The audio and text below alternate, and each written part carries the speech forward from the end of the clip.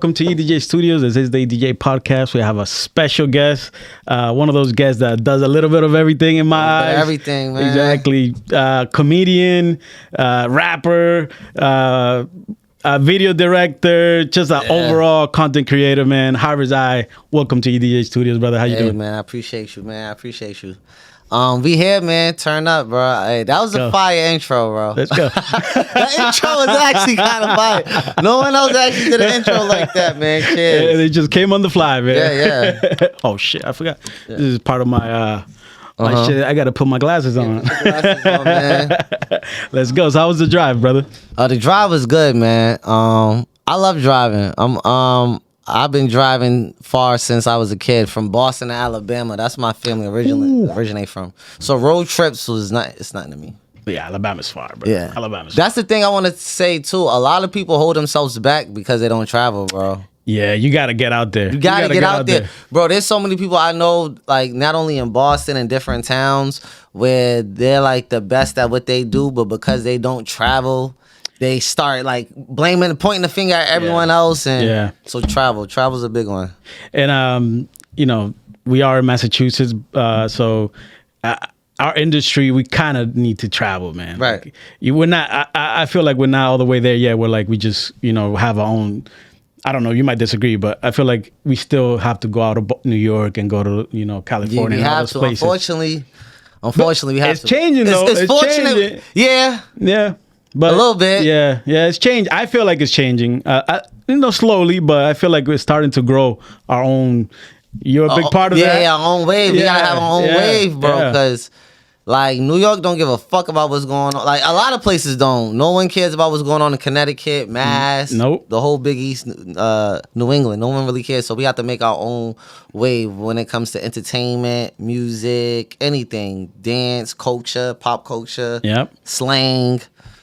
And there is all of that in Boston. People just don't know. Yeah, it's just that it's with Boston. I started to understand that Boston has a certain identity for a reason. Yes. And that's what politicians, people in general, want to keep promoting. Yes. They don't want to, like, as you can see with the World Cup, they don't want you to know there's no one heard of CVs and really till now. Exactly. Even I didn't meet a Cape Verdean, my first Cape Verdean friend, till I was in middle school.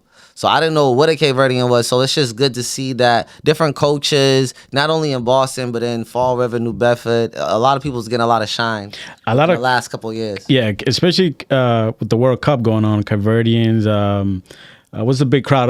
The Scots in Boston. Scotland, the Scots, they was putting the cones. Everywhere. Yeah, it's putting the cones everywhere. Shout out all my Haitians, man. I don't know. Haitians, yep. Haiti, man. How y'all lose, man? They need a better goalie, man. That dude can't defend nothing, man. But I'm proud of Haiti, what they did. I think, what was it, like 50 years or 60 years ago? Yeah, I'm disappointed, though. Yeah, but, I mean, for what's happening in Haiti right now, it's special what they did. So I try to focus on that. They had there's a lot of countries that tried for the World Cup, man. A lot of people that didn't make it, and they're one of the countries that made it, which make them one of the best after all. Even though, we got a goal. Some countries didn't, they didn't even do that. So I'm proud of what Haiti did, man. Yeah. I was rooting for Haiti, bro. Me too. I was rooting for Haiti. I was going crazy. I was like, I hope Haiti. Anybody I know, like the Haitis, USA, all the teams. You know what I mean? Yeah, my kids is Colombian, my wife is Colombian, so nice. Oh yeah, you was going crazy. I have to go Colombia first, but then after that, I had Haiti. I have the US. A lot of people, hating on the U.S. team. Or whatever, people hate on U.S. so much. And then I heard one of the players is not even originally from the U.S. But I heard a few. I heard like they got the dual citizenship going on. But that's some bullshit. You know why? Nah, straight up. You know why? If you look at the French team, like none of them French almost. You know what I'm saying? Right. It's funny. We'll talk about this, but a lot of people are just saying the World Cup is. I don't know if you've seen this meme. It's fucked up, but the World Cup is pretty much like who got the best black people. Because in every team, it don't matter. I mean, Argentina's the only one. Like pretty much. Only one. After that, it's Brazil, black people everywhere. They're more black. Everywhere. So, what do you think about the whole World Cup being in Boston, the whole not really being in Boston being? Bruh, why are they lying to the people?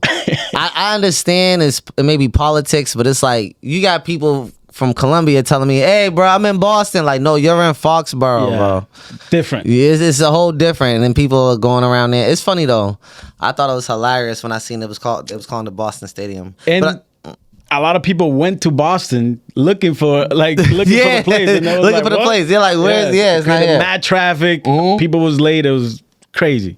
Yeah, the traffic is crazy, bro. You live in Boston. So how's Boston, it been with all the incoming? I'm gonna say this: Boston probably has the worst traffic in the nation. Top 5. Yeah, I think we're up there. Top 5, and it's small. It's like, how the fuck is there so much traffic and it's so small, bro? Worst drivers too. Construction. Yeah, we got that worst driving syndrome. Worst drivers, like drivers out here, so tough, bro. They're so tough, bro. They yell and scream at you. I'm like, bruh, it can't be like this down south. Oh no. People don't care. No, people be on a straight narrow path because they already know you least legal to carry. So. Exactly. Yeah, you have to kind of. Yeah, out here it's different. It's different. A lot of people just say a lot of wild shit. You driving and shit. So, it's Boston, man. But talking about Boston, how do you feel being from Boston? Rapper, comedian. How do you feel about the industry of creators in Boston? I feel like a lot of the creators, I love to see it because I don't really remember besides like 2 people any being like content creators or like really comedians, especially on the comedian side when it comes to being black, because Boston is not known for black comedy at all. So I think Patrice O'Neal came from this area. If I I know back in the 80s. I know back in the 80s it was like a nice little wave, but as of recent, from 2000 to present, I don't really know any comedians. Besides like Big D comedy, Jason. Big D was here. Yeah, a few of my guys. Yeah, Big D was here like my 3rd episode. Yeah, that's my dude. Big D, he be shutting down the crowd. Hilarious dude. He know how to shut down the fucking crowd. Yeah. But I feel like it's moving, like we going. A lot of content creators and artists need to get their head out their ass though. Work together. Working together. If not only working together, should stop feeling like people owe you shit. Like a lot of people be feeling like they owe them something, or because like they're known that you owe them. Like you gotta work just as hard as me. So that's what people need to get their head out their ass as far as that. Like. You mean like the people that are actually working and they're blowing up, they're getting somewhere, like yourself. The people that they feel like you have to work with the newcomers. You have to, and they expect it just because. Yeah, I'm also talking about the people that like act funny when they get a little bit of followers, or feel like they too good. Yeah, feel like they too good to come to local events and doing shit like that. I understand you trying to make yourself a bigger person, like by making yourself seem bigger than what you are. But it's like at the end of the day, bro, tomorrow you could be #1 podcast in the world. And if I shit on you because I have a little bit of followers, like I don't like things like that. I think that's what needs to stop. Like, stop thinking you're bigger than the program. Like, you're not bigger than the program. In order to make this thing work, we have to build our own culture and build something for the next generation, so it's easier for them to make that phone call. Oh, I know someone that work at Epic, or I could get you in LA and do a comedy show. Like, we don't really have a lot of those relationships out here. So yeah, and I think people get it twisted. I think one person being big is not gonna change. Do nothing. Exactly. We need a group of people. That's what actually pushes everything forward. Mm-hmm. So I get what you mean on that one. Comedian, man, how did this all start? How did you start in comedy? Oh, this shit start. I feel like now really looking at this shit, I always been funny, but I just never knew, bro. Cause you gotta understand, I was short. Big ass head, like people used to call me peanut head as a kid. Like I used to get made fun of, bro. It was bad. So I had growing up in the hood, like I had to learn how to talk shit, cause like out of protection. Yeah, you feel me? Like, cause my father, he was in the street. My mom, and she was doing the best she can. My sister, she's a girl. She's not teaching me how to defend so like literally being around my cousins and being in the hood, being in Boston where everybody talks shit, I literally had to learn how to start talking shit back. but I never knew I was funny though. That's crazy. Like people said I was funny. Like, I remember this girl said, I'll never forget this girl, yo. She was roasting me, bro. She said, what's wrong with your voice? It sounds like your balls haven't dropped yet, bro. Like that's how gross. That's how bad I used to get cooked. That's how bad I used to get cooked. So I had to learn how to cook motherfuckers back. So like it started from there as childhood. Then as I got older, you know, you want to become cool. You don't want to be like, you want to be chill, laid back. So I wasn't really like being myself as much. You know, it's funny. We're the same generation, and it's true. Us growing up, like that funny shit. Like it wasn't like over here. It was that gangster. Yeah, quiet, like you had to be hard. You had to be gangster. You know how it was in the 2000s, 2010. Yeah. You know, bro, big ass. Come on, bro. You gotta wear the hat now. I gotta put the. I wish I had a hat. But you gotta, you know what I mean? Oh yeah. Make the shit mad big so go over your face and shit. But that was the culture back then. That was the culture. So I didn't. So boom, I went to high school. I started in college. I started DJing. And then I started doing the camera work. Because at the time, I was trying to find a way to make money. So, like, anything legal. I didn't want to do illegal shit. So, I was like, all right, I'm a DJ. Then, all right, with DJing, the videos, like Chief Keef and them blew up. Everybody started shooting their own videos at this time. So, I started doing that. Started charging people. At first, I was doing it for free because I was ass. So, I had to get better. Then, I started charging. Then, over time, like, people will always tell me, bro, you're funny, bro. You're funny. But I didn't have the confidence to really show my personality. Linked up with DJ E.D.J., started working at the radio station, started meeting like actual celebrities, started getting comfortable. Then I just started like being who I normally am around my boys. You feel me? Around my boys, I'm this way. But when I get around other people, I'm just more like laid back. Yeah. You started letting it fly. Yeah, bit, so I just started letting my personality be myself, not caring. And then the reels was popping like in 2022, 23. The reels started popping. And I was like, I'm just going to do a reel. And then, like, it went viral, bro. It was called How Girls from Boston Act When It's Nice Outside. Yeah. And then, like, from then, I just kept doing skits. And then me and my boy Stoop, shout out Stoop, back in the day, I had my crib called The Factory. The Factory, bro, we used to fuck mad bitches at The Factory. I can tell it now. You know what I mean? It's been a long time. So we used to get it cracking at my old crib. I got evicted, all type of shit. Listen, you had like a bunch of creators come down there. Nah, I wasn't doing no creating. I was the only one that was doing like videos. I was shooting videos in the hood. It wasn't content creation. Wasn't what it is today. Damn, so you were getting like that even though without no, you just. I was the video man. I was the cameraman in the hood. All right. So I'm in the hood shooting videos. We got strippers with all the hood niggas. They paying me. Yeah. You know, it's still that type of vibe. But at my crib, so like I'm still like a cool dude, still do the parties, still go to parties and shit. So we should just bring girls through, bring people through, have fun type shit. And one day, Stoop made this song called Bop It. You remember the Bop It thing? Yeah. Well, literally, like 4 years later, Fabio Foreign made a song called Bop It, bro. Yeah. Swear to God. And that's how I knew, like that, the things that I be thinking is you like ahead of your time. Yeah, me and Stoop, because we both came up with this shit. So then, boom, me and Stoop started doing skits. Some shit started going viral, and then like kept going viral. Then my boy, rest in peace, G Songs out in Baltimore. My boy G Songs, he really influenced me to like do like just be more out there, more brash, more harsh, not giving a fuck. Yeah. And he passed away, and that shit was like sad. So that shit just pushed me more.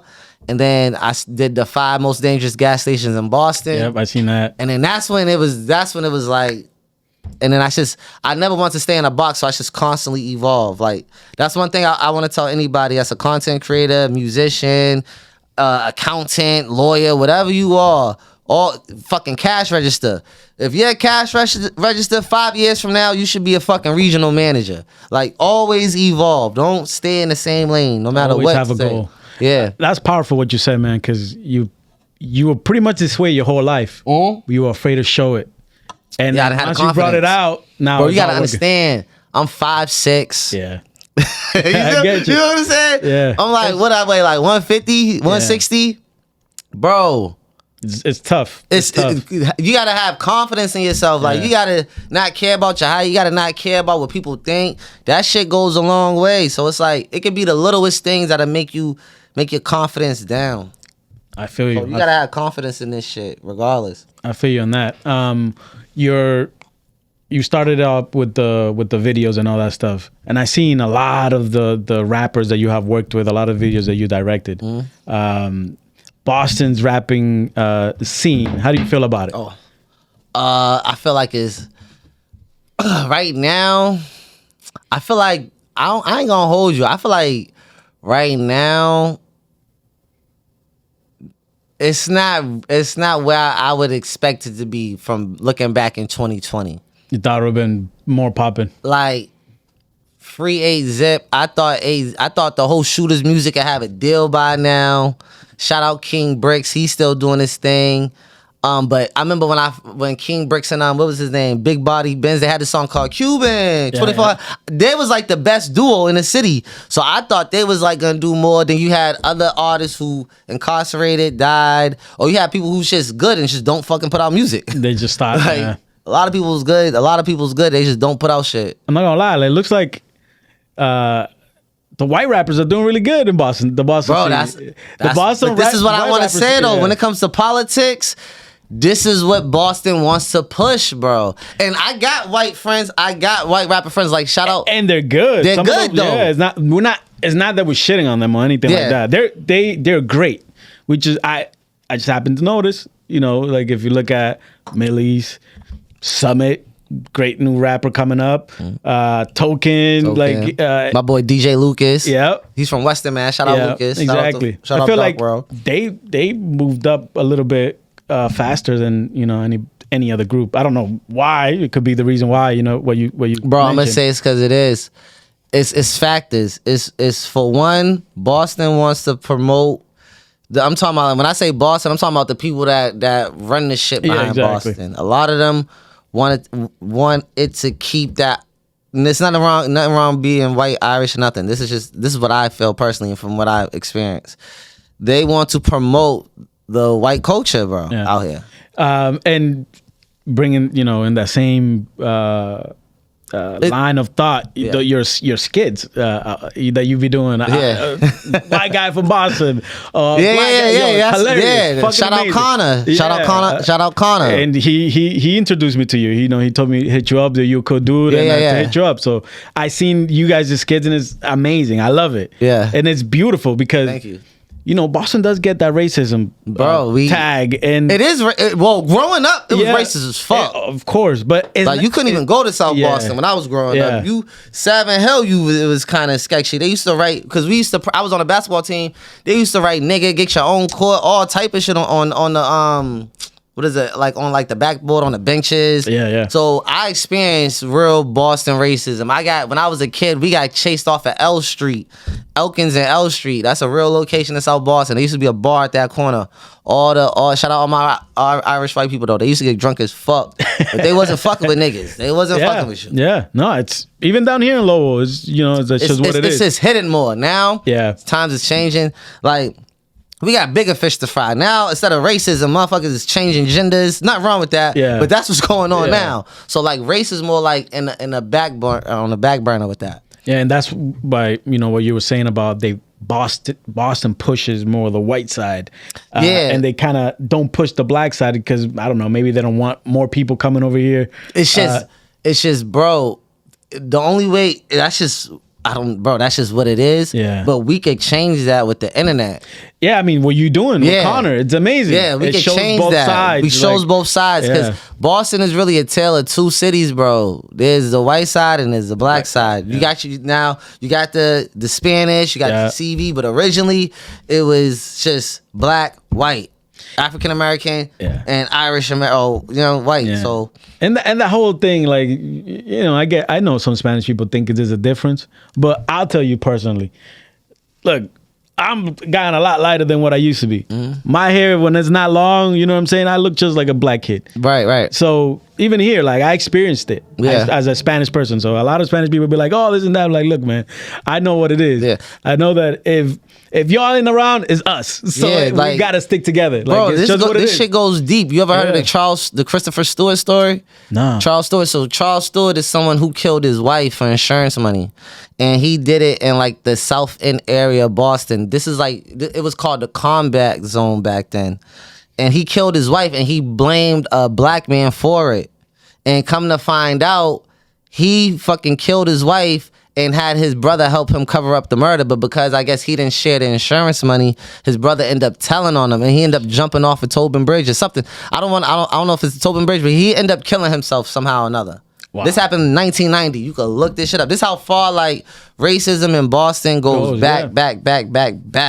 So it's like my goal through comedy is to change that narrative and show the black side and promote the pro-black culture in Boston. Yeah, of course. Yeah, you know, it's gang violence. We got that shit going on. But that's all over the country. Yeah, exactly. So it's like, I just want to shed light more on to the black side of Boston, but not only Boston, just the whole Massachusetts, Springfield, up here in Lowell, all over the whole state. Just have us come together, but also don't forget the history. That's why I did the Pilgrim thing. It's just for history, like for shits and giggles, but it's for history too. That who was the other guy that you collab to make the song?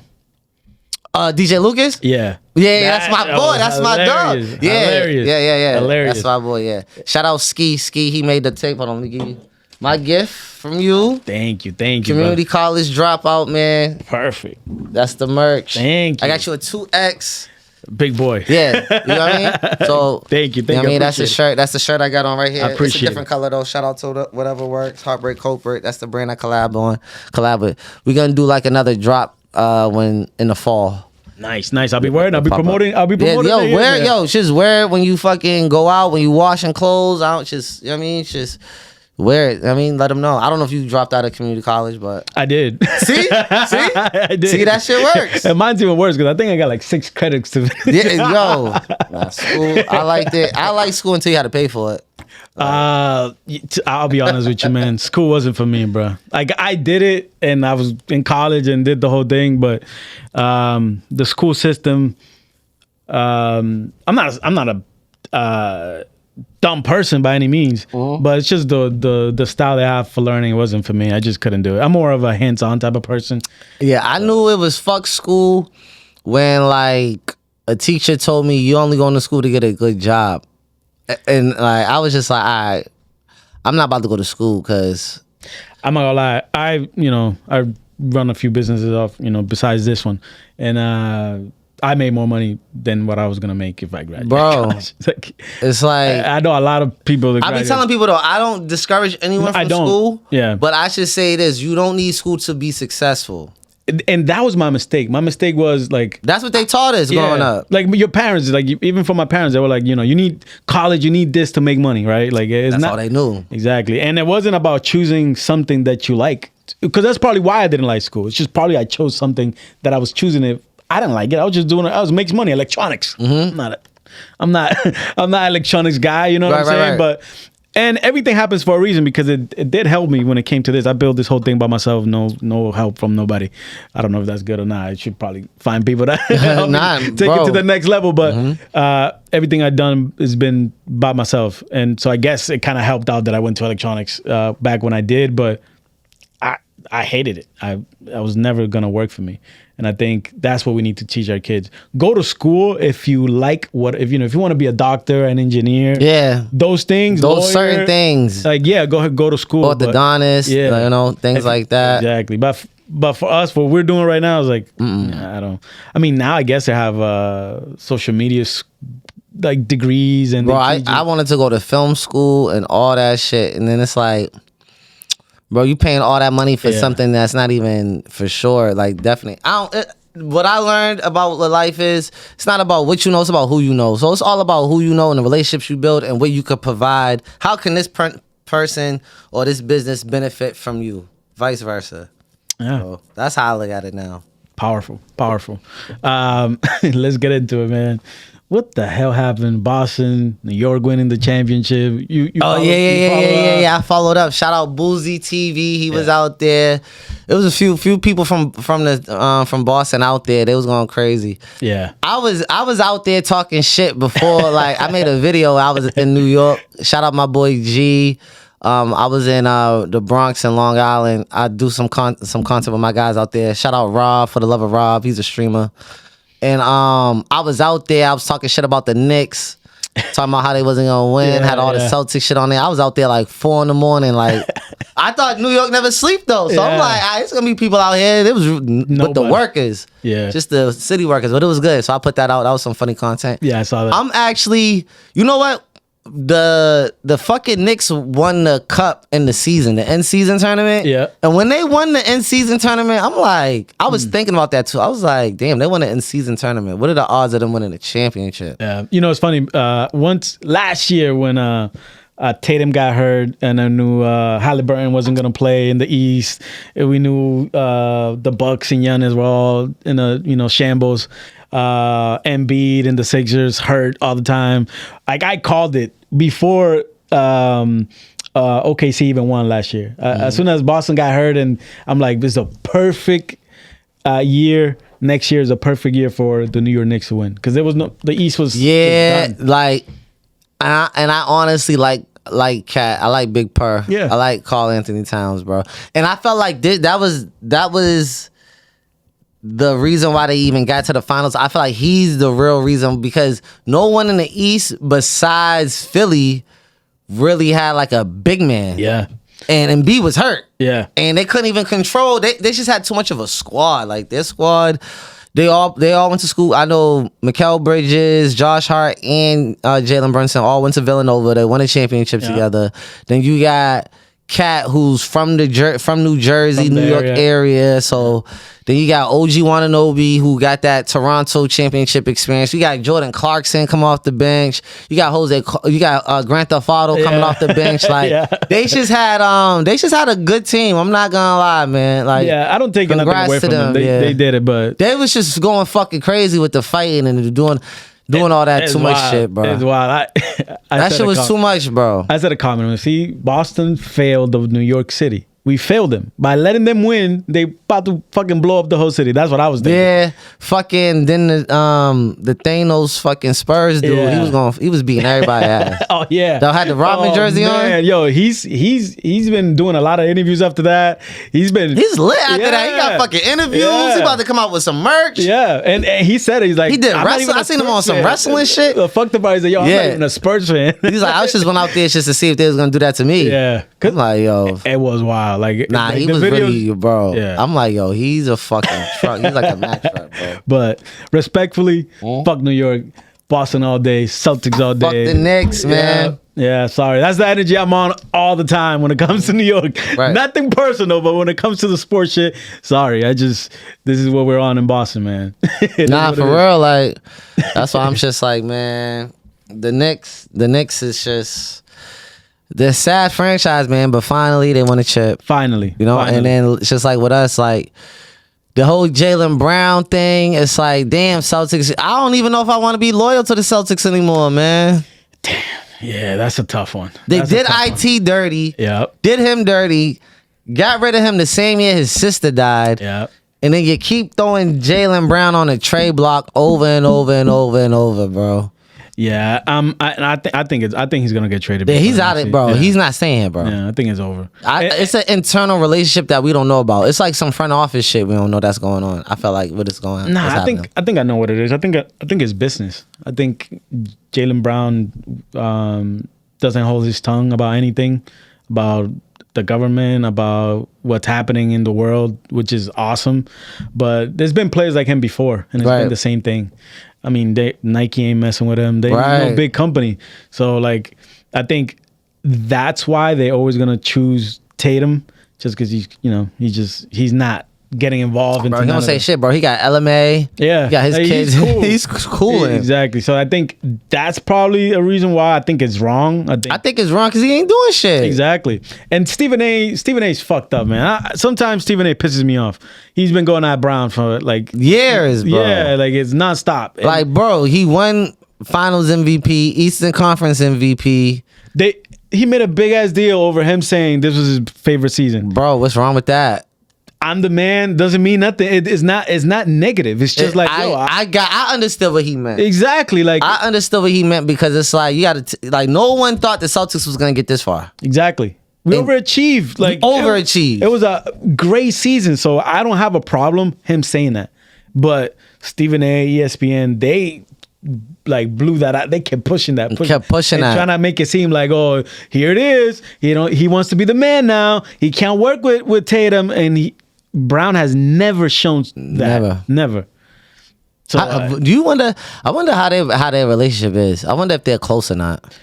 I think they're close, but I don't think they're best friends. I don't think they're like hanging out all the time because they're just different people. Tatum seems like he's a father, man. He's a father with his girlfriend, wife, whatever their situation is. And he got LMA. He's got LMA. Exactly. Like he booed up. He's booed up, bro. Exactly. Hey, with that, I ain't going nowhere, bro. Yeah, I ain't going nowhere. I'm chilling. Exactly. So I just think people try to blow that out of proportion. I don't think there's anything other than that.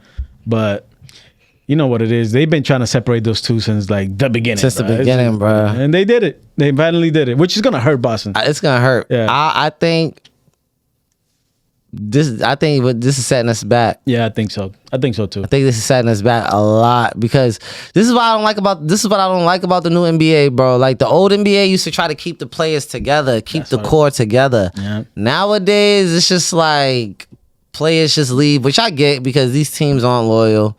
But then it's like you said it though. It's like it's a double standard, bro. Like we expect the players to be loyal. Teams aren't even loyal. Motherfuckers teams they never been loyal. Like what's just one team you think that's loyal in the NBA? Like one. What's a loyal team?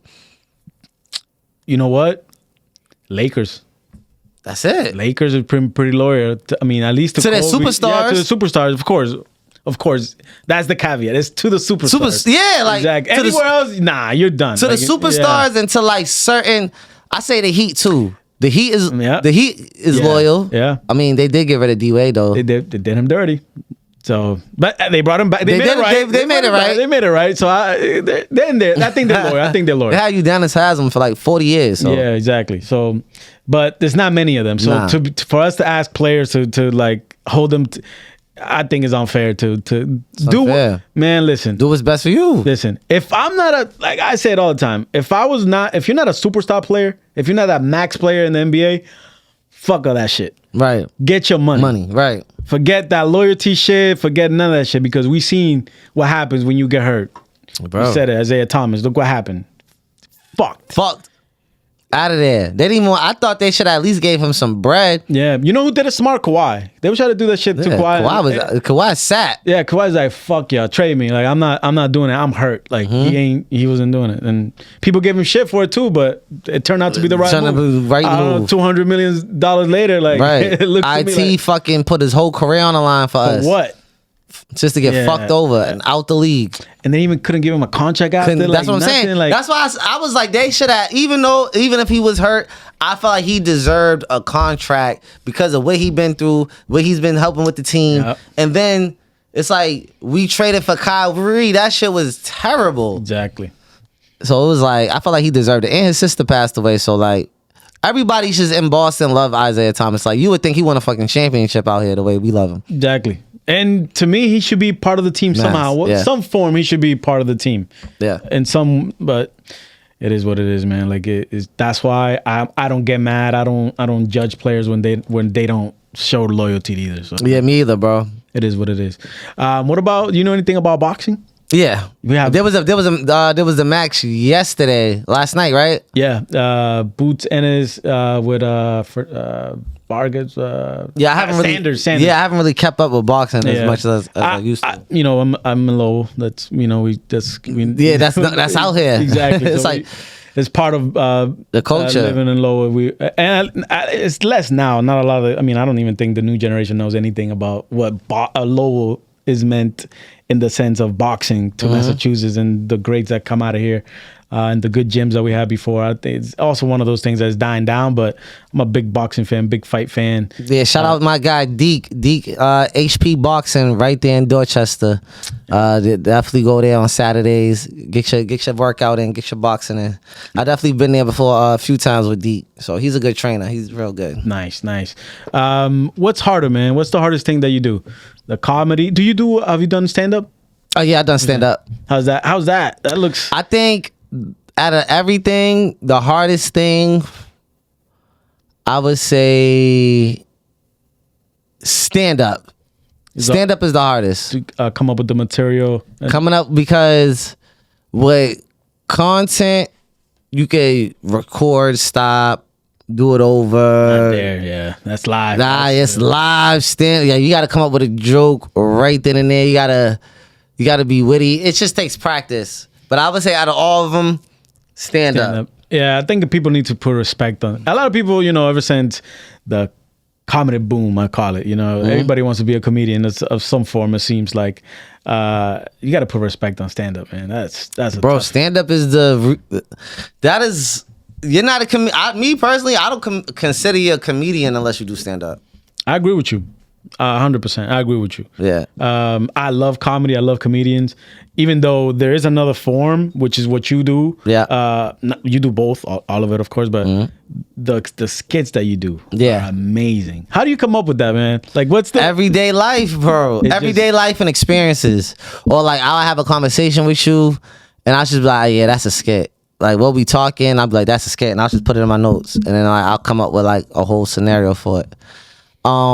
Yeah, I think the skits, it's a blessing though, man. It's kind of like annoying now though, because everybody's like a comedian or trying to be now. Because of his kids. It's a little bit easier and then call yourself a comedian because of that. Yeah, that's why I said I don't think you can't call yourself a comedian until you touch. You at least got to touch that stage. You got to touch that stage. For me, because I done touched the stage a few times. I started doing stand up in November. I just did my last stand up in June with Gary, the Boston boy. You ever heard of him? Yep. I did stand up with Gary. I did stand up with D-Comedy, Rito Brown. And those are like some people that's from out here. So I just haven't been able to like go state to state with it yet. But once I keep doing it, it's gonna be up. I don't consider you a comedian until you hit the stage. That's a fact. And I think you're funny, man. I think you could do it. Nah, thanks, bro. With the help of the skits, yeah, you could use that. Many people have done that. They use the skits to promote their shows and their stand-up comedy, which is the hardest thing to do, and where the money is. That's why I said it. Like, the content money is good, but it's not. Unless you viral every time you touch that phone, it's not consistent. Or unless it's only consistent if you have a big YouTube following and you got like long form content on Smash, or if you're just every time you touch your phone, it's just you like Country Wayne. You just every time you touch it. Yeah, that's one thing I've been struggling with. So like, I've been focusing more on YouTube. Like I was a lot of Instagram. I was focused on Instagram and stuff, but I've been focusing more on the long content. That's why I started, hitting up people and trying to get people to come to the studio. I've been focusing more on the YouTube platform more than thing. How's your YouTube? My YouTube, I'm almost at 10K. At 10K. I'm just not monetized right now because of the watch time. It's funny. I just became my page just became monetized off of one video. That's what I'm saying. Yeah. Shout out to the brothers from Israel United in Christ. I've had you know anything about them at all? Nah, they from here. Yeah, they're from everywhere. They're a group of brothers. Yeah, Israelites. Okay. They're black and brown Spanish people. Pushing, in my opinion, the true Bible in a sense. It's the regular Bible that they use, but they actually highlight the real things like, Jesus. Break it down. Yeah, they actually like breaking it down for you. It's like Bible study, but they just breaking it down for you. Exactly, completely. And I had them a few times on here. Third time they came. I think the videos is like... it's like got 40,000 now. It's 40,000 views. Yeah, and it's just been blowing up. Every time I look, there's always new comments and new things. And that's one of the things where we spoke about. they're black and they're pushing this and they get they're number 3, I think, hate group in the United States. And I was like, yeah, yeah. I was like, wait, what? I don't understand why. Yeah, exactly. We talked about it, but I've been focusing more on the YouTube aspect of it. Now, ever since the page got monetized, I'm like, I gotta go hard. Yeah, you gotta go hard. Yeah. That's the thing. Like, you can't stop. You can't slow up because, like, for me, it was Like as you can see with my page, I started doing music. See, that was a different time though. It's like it's different phases and it changes exactly every couple years. So like for me now, I've been really focusing on the short form content. Yeah. Which is getting me the subscribers, So my goal is to hit 10,000 subscribers on YouTube. I'm at 6.5 right now. So I've been doing like the live reactions as long form content. But I need to figure out something that's more like relatable and more like that you could just talk without just having to like listen to other people's music and stuff. Yeah. Podcast, man. You I don't know. I tried, bro. I tried the podcast. Shout out to my crew that was over at Black. We had a podcast called Black, but it's just too much when you have too many people involved. You know. That you. If you look at here, that's what I'm saying. Like, just us. When you have like 2 other co-hosts, you got this person, this person don't like this person, this person don't want to show up, and then you need this cameraman, that cameraman can't make it. It just becomes too much, bro. And you don't need all of that. Trust me, you don't need all of that. But I understand what you mean. I do have 2 other podcasts in Spanish, and that's with a group of people, and there's a pro and cons to it. So like, obviously, I can't do content without having a guest. Exactly. Right. So with them, we could just go and talk about whatever anytime we want about any topic. So that's a cool thing about having a group of people in a podcast. But it's a lot of moving pieces. One person can't do it this time, this day, or like you said, I don't like this one, or this one doesn't like this one, or I don't want to talk about this topic. And then now we don't do no work because everybody's just on their own. So I understand then that. You gotta wait. It's like, yo, we can't start the podcast. So this person comes. This person comes like 40 minutes late. Yep. Then the other person comes another 50 minutes. It's like, bro, I've been waiting here for like 2 hours for y'all to get here, bro. On the Spanish podcast, we said, fuck that. Whoever's here, we start. Sorry. Yeah, that's it. We start. It is what it is. One thing I wanted to ask, man. Have you ever gotten that you look like Ricky Smiley? I got in P. Diddy, Ricky Smiley, Eddie Griffin. Yeah. You know, it's funny. I was watching Friday, and this kid with the Santa Claus came up, and I was like, "Yo, it kind of looks like Harvard's eye, man. A little bit." Nah, I see that. Nah, I get that. I get that often. I was thinking about the introduction. I was gonna be like, we got Ricky Smiley. And then I was gonna catch your reaction and be like, "Wait, what?" Yeah, you got me. Yeah, nah, I definitely get that, bro. I get Ricky Smiley, P. Diddy, Eddie Griffin. Yeah, Eddie Griffin. I see. Yeah. I don't see Diddy, but Eddie Griffin. People used to say Diddy, bro.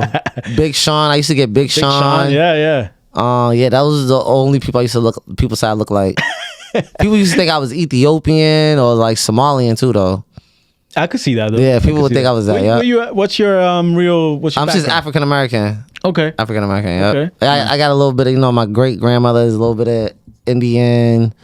I got my grandfather. I really don't know them though. My grandfather's Trinidadian, but that's really it. See, that's the thing though. I think you should try to connect with those roots, man. Fuck them niggas. No. Nah, fuck them niggas. What's up with that? That side of the family. Yeah, I just don't fuck with them, bro. Yeah, but you don't have to fuck with them to fuck with that. I'm not saying shout out to all my Trinidadians. Yeah, no disrespect. I don't want to say that. Yeah, let me correct that. Yeah. But it's like fuck that side of the family though. I don't fuck with that side. I understand, but you don't need to. You don't need to fuck with the family to fuck with the with the country, with the island, because it's coming from like I'm Dominican, right? Right. But I've been most of my life here, and I spent a bunch of years without going over there. When I went, I was like, yo, I like you feel a connection, and then I had the conversation with my black friends that I have a few black friends that are from Ghana, right? And they went there for the first time, and they come back like wise open, like yo, like I never felt at home somewhere till I went there. So you went there, yeah. So I kind of like for all African American people, always like I think it would be cool for everybody to like at least see or like experience. If you're I mean, I don't mind going to any country. No bull. Especially I got my passport. I'm good. Like, let's go. I definitely want to go to Colombia. Hey, say no more. You know why, man. Exactly. You said you were originally from Alabama? Yeah. Did you grow up, were you there like you I've been to Alabama, yeah. So rest in peace. This is a sad story too. Rest in peace, my Aunt Sarah. My Aunt Sarah was murdered back in 2021. She was raped and murdered. Damn. Yeah, man, that really messed up my family. That was the last time I saw my aunt too. So Alabama is just one of those places where it's a lot of trauma.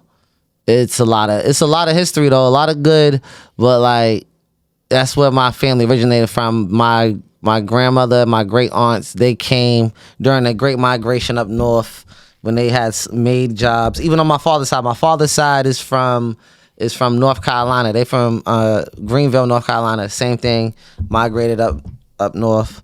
So yeah, man, Alabama. Shout out Clay County, Alabama. Good water. You know, that's the home turf, man. Roll Tide. That's what's up.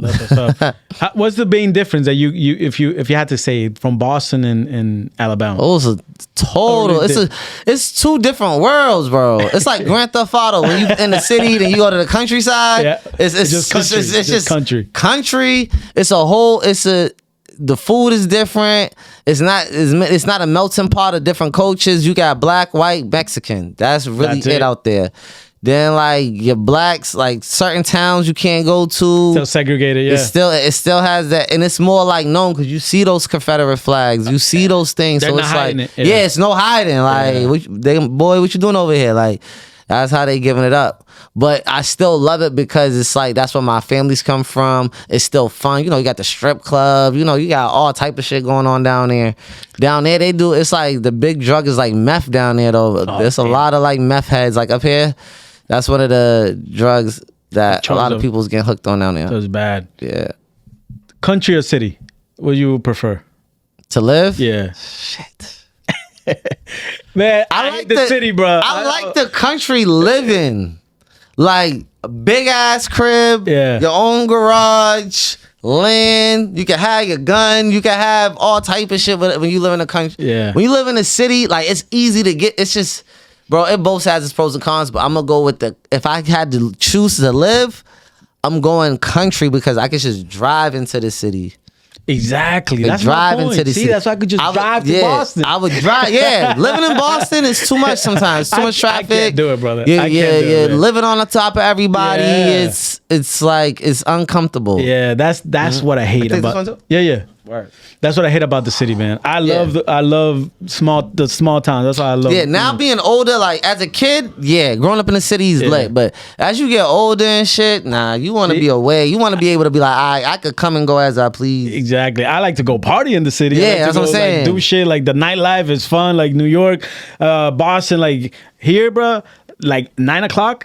This shit is dead. Dead. That's what I'm saying. There's nothing here. I'm hip. Yeah. But I used to be in Salem, bro. Like. You only certain parts of Salem is lit, like downtown, that area, the Hollows, shit like that. Yeah. Where the little projects is at over there. I don't know the name of the PJs, but that part's active. Like certain parts of Salem is lit. Just like living in the city, bro, it's too much. You got to pay for street cleaning and shit like that. Like snow is crazy when it snows. Snow is crazy. And car insurance, tough. Forget about it. Car insurance is up the fucking ass. Rent is up the ass. Yeah. Like, pause. Yeah. No, I get you. I'm always going to choose the small town just because I grew up that way.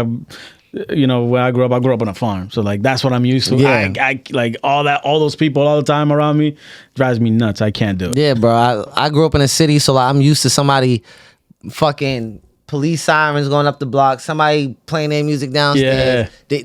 The couple upstairs, they fighting. Then, you know what I mean? It's a whole bunch of shit going on. It's great for creativity, though. That's one thing I do find. Like, I feel like the people in the city...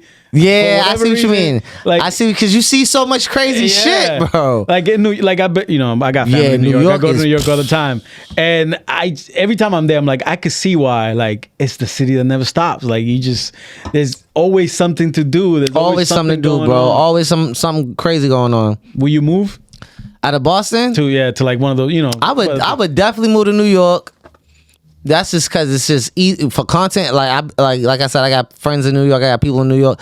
It's like a heaven for entertainers in general. Like if you're into entertainment, it's just a heaven for you because it's always something to do. It's this part, and then celebrities always come to New York. People always come, big wigs. People who got connections to what you want to do is always in New York. Yeah, and that's tough, man. Because look what we're doing. So kind of is like, you have to, bro. I had to go to New York to do content, bro. It's no choice. I still have to keep going. Like it's no choice for me, bro. It's to get to the next level. You have to go to those cities. You got to make a name for yourself. And I felt confident in myself because I'm going to those cities and I'm blending right in, going viral, doing stuff with the people I need to do. Not having an open mindset, driving, fucking taking that risk, buying those, getting those rentals, getting those Toros, taking my own car sometime. Like people don't understand, man. Look at everything that you're doing, all that shit. You got to pay for all that stuff. Travel, like it comes back. Yeah, but like, you do got to pay for that shit, bro. Exactly. It's not easy. Man, see, I have people from New York, like the people from Israel United in Christ. They're the group that came to me is from the Connecticut, New York area. They have a group here too, which I'm trying to link up with them as well. But I have so many podcasts that I follow that I have connections with, but they in New York. So a lot of times it's like, damn, like to go to Boston. And it's just like, not to say it's just me. I guess I got to work on what you said in the beginning, connecting with everybody else. Because I get opportunity with people that want to come down, but it's like, damn, just to come down, just to do your podcast is kind of like they're like, it's not really worth it. Just like with me, like if I go there, there's a bunch of podcasts I can hit up when I go. And there's a lot of podcasts here in Boston, which I'm starting to get used to and know now. But it's like you said, we need to kind of collaborate. So when I have a guest, I'm like, hey, look, this person's already coming here. Why don't you have them on? So, you know, it works. It's worth it for them. They didn't just hit one platform. So that's one thing where I'm like, shit, am I gonna have to make that move one day? Yeah, because like, or even for me, like even for Boston, like you have to come from Boston. There's a lot of what I do is like for me, not to cut you off, but what I do is I create an itinerary for myself. Like I've literally took it, like drove to Connecticut, came back the same day just to do content. Like I done went to New York for a day just to do content, come back. Like it's not for everybody, bro. Yeah. Everybody don't see the vision. Some people don't even think it's worth it. But me personally, I think it's worth it. And then it's like people don't look at it. I look at it as you're building your resume. Like you're literally building your resume. You're literally building relationships. You're building network. Just like me dealing with Connor, I end up me and you. Yeah. Now last year, if Connor would have told me, "Oh, pull up and let's do this skit," if I would have bullshit and never did it, I would not even be here right now. Exactly. So it's like I just look at it as like, bro, this shit don't stop, bro. Like exactly. This is a hard road, man. Like a lot of people want to be content creators, and path less took. Exactly. It's a path less took, man. Exactly. And I've been doing it for 2 years, and mine's is a little bit different because I started with building the studio. That was the first thing I built. But I'm not a rapper. I'm nothing. All I wanted to do was talk to people. Right. There was no studios here. Like I was like, to rent a studio when I made this. Now I think there's another studio. I think I'm not even sure if they're still open, but there was nothing around here. Everything's in Boston. Right. So I was like, damn, I'm gonna have to travel to Boston every day. I'm like, if I do that, I'm gonna quit. Yeah. It's not gonna. I have kids. I have responsibilities that I have to run. So I was like, man, I ain't doing it at my house because my wife is gonna be pissed. Hell no. You already know how that goes. Like, exactly. Who the hell is coming in here? Exactly. With the kids in there. Yeah, no, it's too much. So I decided to build the studio. So I was like, at least I'll make money. Yeah. That way, you know. And thank God the studio at least pays for his bills. You know, It's not really making any money yet, but at least it pays for his bills. And that it doesn't come out of, which I think is a success. I mean, you open up a business and in 2 years it pays for his rent already. Bro, that's all success. His bills, and I don't have, now it just runs by itself. Now I have to keep up. And that allows me to bring people like you in, which is so far my experience dealing with you. Trust me, I had experiences with other people trying to get content creators, and it's been tough, man. Yeah. To be honest, I'll be honest with you, bro. I was like, I don't even know if this is gonna happen, because it's just like my experiences with other content creators has been, I'm like, what is it gonna take like for people to just come? Yeah. Like of course, a lot of my friends, the group of people that I know, everybody's been supportive, but I hit up so many people like, yo, just 1 hour interview and oh no. Yeah, bro. Then I was like, damn. Yeah, I like I said, bro, a lot of the content creators, a lot of, see, this is the thing I don't like about the internet sometimes, because the internet gives people a big ass head. Like, they just think they're better. Yeah. Bro, like, you're not bigger than the program. A lot of people, it's just because, okay, they got 50,000 followers, 100,000 followers, or they know this person, or they be feeling like because they could go viral, they could get attention, that, I'm too good to work with certain people. That's how I feel like content creators feel. Bro, I got a content creator. I'm not going to say names because I'm not like that. I don't like, that's what it is. Yeah. They asked me for $6,000 for a 1 hour interview. Was it fucking like Drewski or somebody? Like, no. Who was it? No. Like, was it fucking Kai Cenat or Tyler? One of them, bro. Not bigger than you.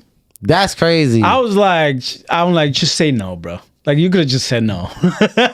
Yeah, that's crazy, bro. Like, I'm like, yeah, you could have just said no, brother. Like, come on. Like, that's insane. Yeah, it's just tough, bro. Yeah. Like, that's why I say it's weird. It's a weird space, because if you would have told me 10 years ago I'll be doing content, I'm like, you're crazy. I always saw myself as just a videographer, just doing videos. Oh, nah, bro. You're funny. Yo, bro, that's what I saw myself as. And then over time, like, the shit just started happening. I'm just like, yo, this is absolutely crazy. Have you thought about movies? That's another thing I see. Yeah, I got, there's like, well, I was supposed to be in it. There was a independent film I was supposed to be in, but something happened with like the producer, so I can't think cast somebody else. But there's definitely I had some talks with like producers and stuff like that. And there's a scene growing for movie creation around the area. There's a few movies that have been produced from Lawrence, some Lowell, Boston, and it's been pretty cool. I interview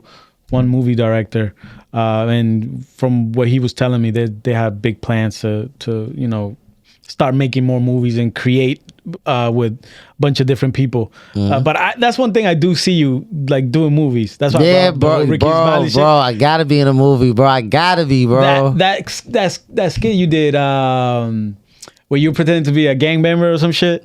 I done them skits. I don't even know what you want. You were saying, I'm a crib, blah blah blah, and then the guy had you by the headlock or some shit. Yeah. That's actually. So I was actually making. I don't know if you ever seen. It's a viral video, and the dude's like, his name is Trooper. He's like, West Side rolling in a crib, neighborhood crib. And then the dude puts him in a headlock. So I was just copying that. I was just making fun of it. So, that shit went crazy, though. That shit went up. Yeah, I was looking at that. I'm like, yo, this guy got talent. This guy is fucking talented, bro. That shit was funny, right? That shit was funny. Yeah, a lot of the shit, especially some of the shit that you do with Connor, is all fucking hilarious to me. Me and Connor, we done kicked it with Ernie Bach Jr. Like, done been to his crib. I done been to Martha's Vineyard. It's been a good road, bro. Meet a lot of people in the journey, which is cool. That's one thing I like from podcasting is, you get access and meet a bunch of cool people. So I'm fucked up, but that's part of it. Yeah, but then the ones that are like cool, like always down the line is something that's gonna happen down the line, and it be like, all right, we could work. And I seen that. Yeah, I seen you have a. Connor's one of them. I think there's another guy. I think he's the Italian dude. C-Money. Yeah, C-Money. That I seen that you work with and collaborate, and it's different culture, which I always like. Yeah, that's like, as we was saying earlier, that's been my goal, because like a lot of people only see like the white side of not only Boston, but of Massachusetts. Correct. People don't understand that Mass as a whole is big as fuck. It's a melting pot of so many different cultures. So I just wanted to just show, my side of the culture. Not only my side, but people who are like me or similar, or people who don't even know me. People who's just interested in learning about different shit. It's just showing that even though Boston has this racist stigma, the people within it, and especially the creators, are working with each other, are tapping in with each other, and not all of us, because some of them definitely, but Yeah, I just try to do it, bro, because that's what it's about. It's about the next generation too. As you can see, it's mad up and coming streamers, up and coming new content creators every day hit me up like, bro, I want to do this, I want to do this, I want to do that. But I'm like, bro, you gotta just go for it. I can't make you get up every day and do content, bro. You gotta do it yourself. Yeah, and it has to come from you. Yeah, especially when there's no money coming in. Yeah, it has to come from you. Yeah. You're never gonna do it. But man, I would like to say thank you for coming through. I had a blast. You're exactly what I thought you were gonna be. Yeah, bro. Some people are funny. You see them on videos, but you exactly what I thought you were gonna be. Just a cool dude. So thank you again. I appreciate you coming through. Hopefully, I would love to do it one more time. Oh yeah, or a few more times. Or I could bring next time. I could bring the crew up here. I could bring some of my team up here. Yeah. Let's do it, brother. Again, the studio's here. Drink. You ever needed something to do in the studios will be around. You could use it. It is, you know what I'm saying? We're here. So thank you. I had a blast. And tell people where to find you. Hey, man. It's the Grove Hall of Famer, Harvard Flutie, a.k.a. Harvard's Eye. Seriously, man. Keep hurting my fucking eye. Community college dropout. Get your merch, grab it, shout out whatever works, shout out Heartbreak Culprit on www.harvardseye.com. Again, www.harvardseye.com. Follow me on all social platforms at Harvard's Eye, HARVARDSEYE, all platforms. Young Pilgrim, Scentman, my characters. Hey, 3 me when you see me. Dead Dogs, we out. Let's go. E.D.J. Studios, the E.D.J. Podcast. Thank you. Word.